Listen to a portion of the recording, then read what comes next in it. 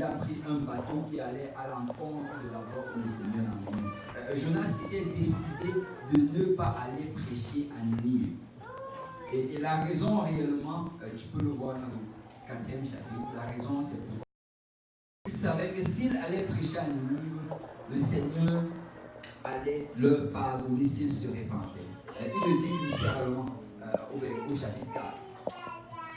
Mais voilà, comme vous connaissez l'histoire, il est entré dans un bateau. Et dans le bateau, le Seigneur a commencé à secouer le bateau. Et finalement, il s'est avéré qu'on l'a pris, on l'a jeté dans l'eau. Et là, il s'est retrouvé dans la bouche d'un poisson. Et il est resté dans la bouche d'un poisson pendant 3 jours. Et dans la bouche du poisson, Jonas, il a compris qu'il n'avait pas de choix, il s'est repenti. C'est souvent le Seigneur peut t'amener dans la bouche d'un poisson pour que tu te repentisses. Mais là, il s'est repenti. Là, il a prié.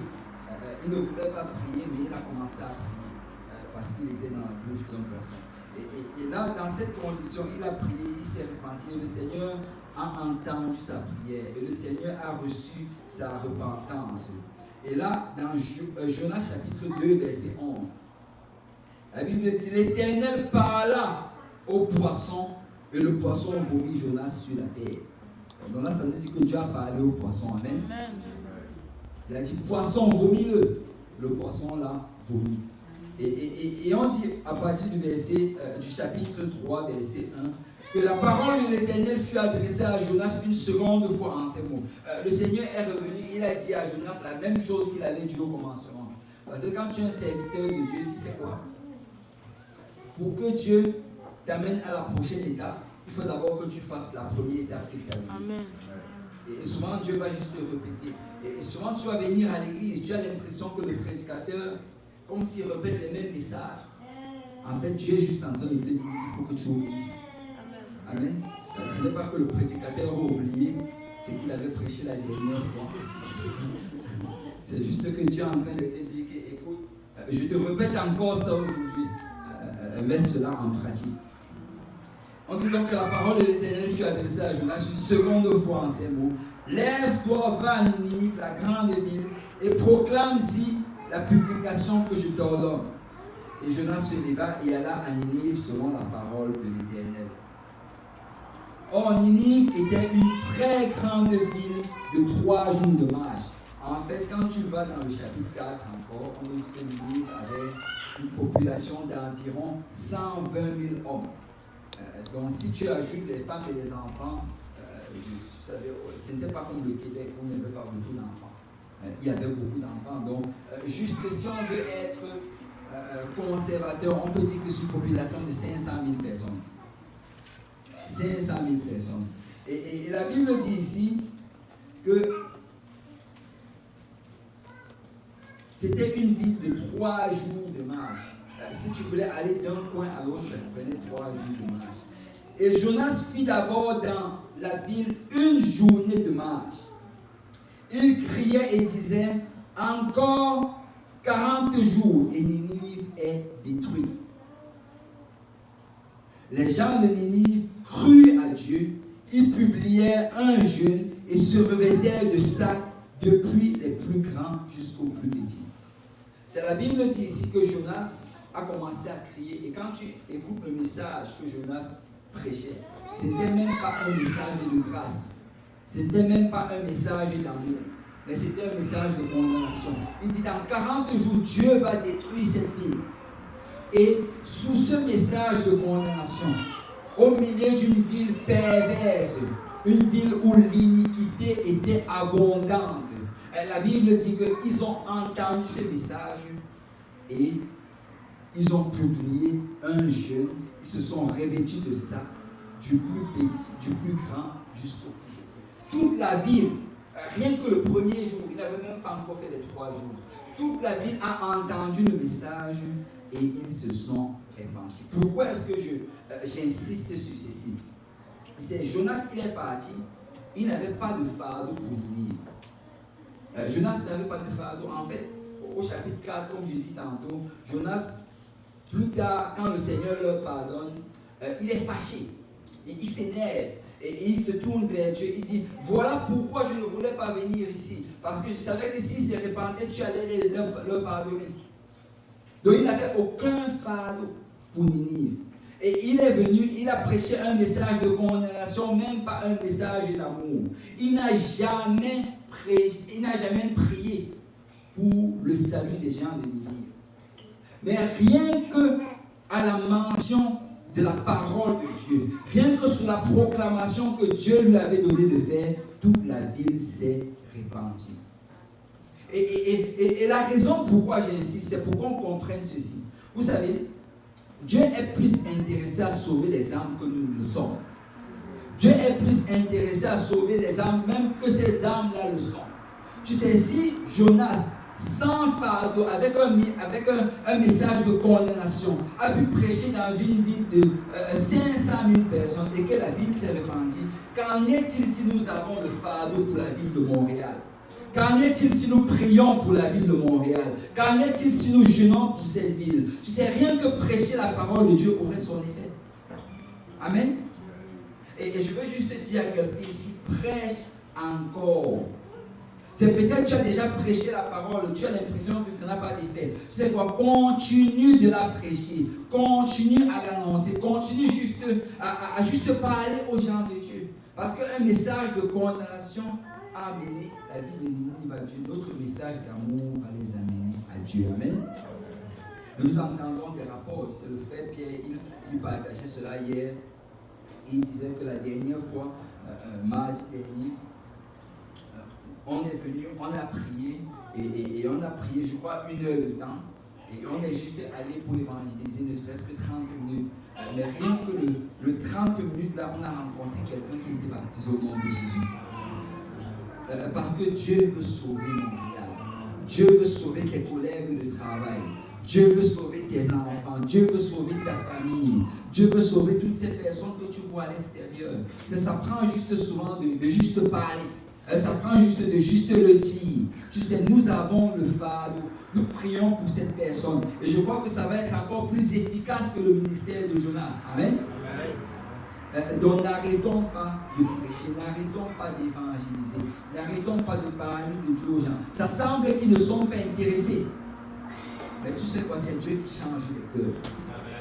Et si Ninive, perverse, meurtrière, telle qu'elle était, Dieu a pu changer le cœur, Dieu peut changer le cœur de cette ville. Amen.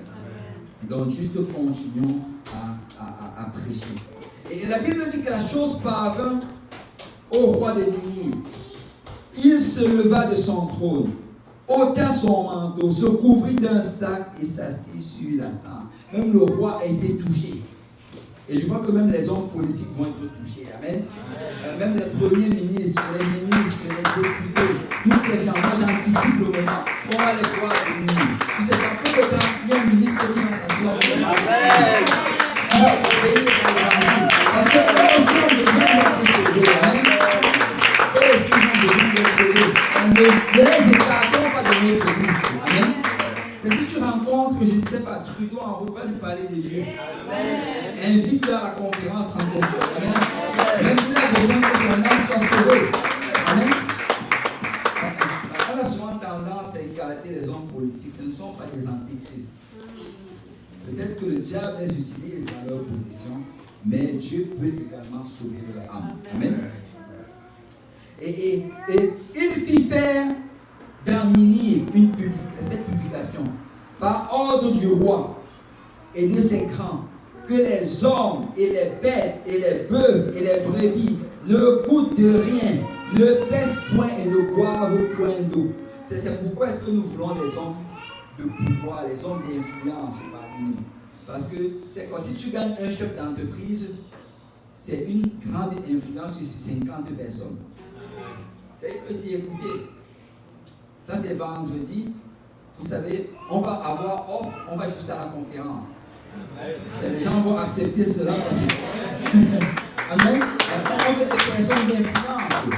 Parce que quand une personne d'influence est touchée, et tous ceux qui sont en dessus d'une manière ou d'une autre, ils vont être touchés. Amen. Et donc, ne les écartons pas. Prions pour eux. Paul demande à ce qu'on prie pour ces hommes politiques là. Prions pour nos dirigeants et Dieu va faire. Et là, quand le roi se lève, il déclare que toute la ville va jeûner. Et il dit non seulement les hommes, mais également les bœufs et les brebis et toutes les bêtes. Il dit que personne ne va rien goûter et personne ne va pas boire de l'eau. Waouh! Il a déclaré un jeûne. Il a tellement été touché et tellement été attristé par l'état de son pays qu'il a juste déclaré que personne ne mange et personne ne boit. Et il a continué, verset 8. Que les hommes et les bêtes soient couverts de sacs, qu'ils crient à Dieu avec force et qu'ils reviennent tous de leurs mauvaises voies et des actes de violence dont leurs mains sont coupables. Il a dit qu'écoutez, non seulement on va jeûner, mais on va crier à Dieu, on va crier vers le Seigneur, de telle manière c'est qu'il va nous écouter et de cette manière il va nous pardonner le péché. Vous savez, quand je disais ceci, il y a une chose qui m'a intrigué, c'est que, bon, je ne sais pas si vous avez déjà vu cela, mais il dit que les hommes et les bêtes se couvrent de sac. Le sac, en fait, c'était le vêtement de jeunes. En ce cas-là, ils allaient prendre un vêtement, un truc sale, ils allaient mettre sur eux comme pour exprimer ou bien pour montrer leur humiliation, leur état d'humilité. Et ils allaient souvent se revêtir de cendre, prendre de la cendre, mettre sur leur visage, sur leur tête et tout. Et pendant leur temps de jeûne, ils allaient rester comme ça. Et il dit que non seulement les hommes vont le faire, mais même les bêtes. Couser les sacs pour les bêtes. Et qu'on mette cela sur le bœuf. Et il dit que, dites au bœuf, crie vers l'Éternel. Donc non seulement les hommes devaient crier, mais les animaux devaient crier. Je ne sais pas pour vous, mais quand j'ai vu ça, ça m'a un peu impressionné. Mais quand je lisais, ça m'a rappelé quelque chose, tu sais. Peut-être que le roi, peut-être qu'il a entendu que Dieu avait parlé au poisson. Et le poisson avait vomi. Il s'est dit que si Dieu peut parler au poisson, ça veut dire que Dieu peut sûrement écouter les animaux. Je ne sais pas. mais quoi qu'il en soit, il a déclaré que tout le monde, dans tout le pays, aussi bien les hommes que les animaux, devaient crier. Et ce que je veux vraiment qu'on saisisse hors de ceci, c'est qu'il y a une puissance dans la prière en unité. Il y a une puissance quand l'Église se joint ensemble et que l'Église élève sa voix vers le Seigneur et que l'Église crie d'un même accord vers le Seigneur. C'est peut-être la prière de un est puissante, mais la prière de deux est encore plus puissante. La Bible dit que un va chasser 1000, mais deux 10 000. Et si ici, nous ne sommes pas juste deux, nous sommes beaucoup plus que deux. Si nous tous ici, on élève nos voix vers le Seigneur et qu'on crie vers le Seigneur et qu'on plaide pour cette ville et qu'on prie pour les péchés de cette ville, laissez-moi vous dire que Dieu va l'entendre et Dieu va l'exaucer. Ne garde pas ta voix silencieuse. Ne te dis pas non, mon frère va prier, non, ma soeur va prier, non, mon frère va aller à l'étude de biblique ou bien à la veille de prière. Non, ta voix compte. C'est le roi avait compris ce principe. Puisqu'il a dit, vous savez qu'on ne va pas juste avoir les hommes, mais même les animaux vont prier. On va augmenter en nombre. On est peut-être 500 000, mais avec les bœufs, on va être 10 on va être, je ne sais pas, 1000. Non, on va 100 1 million. On est 500 000, mais avec les bœufs, on va être 1 million. Il fallait juste un moyen d'ajouter des personnes dans la réunion de prière. Ajouter des personnes qui vont prier vers le Seigneur. Parce que plus on est nombreux, plus on a de l'impact dans le spirituel. Amen. Et là, regardez, on va finir avec ça. Là, on est déjà à 21. Donc, on va vous donner encore 2 minutes. Et il dit ici, qui sait si Dieu ne reviendra pas et ne se répandira pas, et s'il ne renoncera pas à son ardente colère, en sorte que nous ne périssions point. Dieu vit qu'ils agissaient ainsi et qu'ils revenaient de leur mauvaise voie. Alors Dieu s'est répandu du mal qu'il avait résolu leur père et ne le fit pas. La Bible nous dit ici que Dieu vit. Que tout le monde dise Dieu vit. Donc Dieu a regardé. Il a vu l'action qu'il faisait. Parce que les actions qu'on fait sont importantes devant le Seigneur. Amen. C'est quelque chose que de dire, mais c'est quelque chose d'autre que de faire. C'est quelque chose que de dire que tu veux que les âmes soient sauvées. Mais c'est quelque chose d'autre que de prier pour ces âmes. C'est quelque chose d'autre que d'intercéder pour eux. C'est quelque chose d'autre que de crier vers Dieu pour le salut de ces âmes. Et la Bible dit que Dieu a vu qu'il agissait ainsi. Dieu a vu qu'il criait vers lui. Parce que Dieu voit quand tu cries vers lui. Dieu a vu qu'ils étaient en train de prier. Et Dieu a vu qu'ils étaient en train de se lamenter devant lui. Et la Bible dit que Dieu a vu. Et regardez la deuxième chose. Et qu'ils revenaient de leur mauvaise voie. Non seulement Dieu veut voir l'action, mais Dieu veut également voir la repentance. Amen. Et la Bible dit que quand Dieu a vu ces choses-là, il a décidé de ne pas détruire l'Église. Et nous allons prier. Amen. Nous allons prier et Dieu va nous voir prier. Amen. Dieu va nous voir élever notre voix vers lui. Dieu va nous voir prier pour cette ville, intercéder pour cette ville. Dieu va nous voir d'abord nous repentir pour cette ville. Amen. La première chose qu'on va faire vraiment avant de commencer à demander à Dieu pour le salut de la ville de Montréal, pour s'inviter dans la conférence francophone, pour que le Seigneur envoie des invités le dimanche, pour que le Seigneur amène des personnes qui obéissent à l'évangile, pour qu'il change le cœur de ceux-là qui sont dans les ténèbres. Avant qu'on ne commence à demander cela, on va d'abord prendre le temps de demander pardon pour leurs péchés.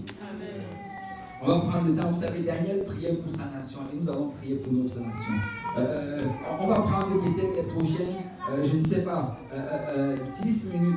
On va prier, on va demander pardon au Seigneur. On va se repentir, on va se mettre, vous savez, se mettre en position d'intercesseur. C'est comme que tu te mets entre Dieu, entre le jugement de Dieu et la personne. On va se mettre en position d'intercesseur. Et on va demander, Seigneur, pardonne-nous.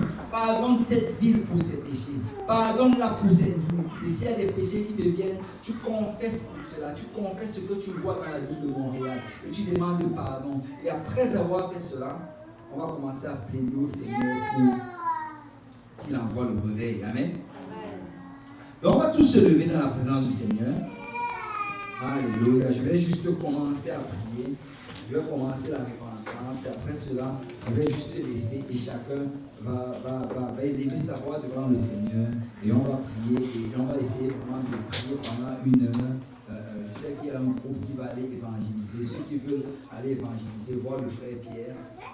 Et vous pourrez y aller. Je ne sais pas quand vous voulez. Et après cela, le reste qui ne va pas évangéliser, juste restons, prions. Et notre prière va avoir des effets également pour ceux-là qui évangélisent. Amen. Amen. Gloire au nom du Seigneur. On va lever nos voix vers le Seigneur. Père, nous venons ce soir te dire merci.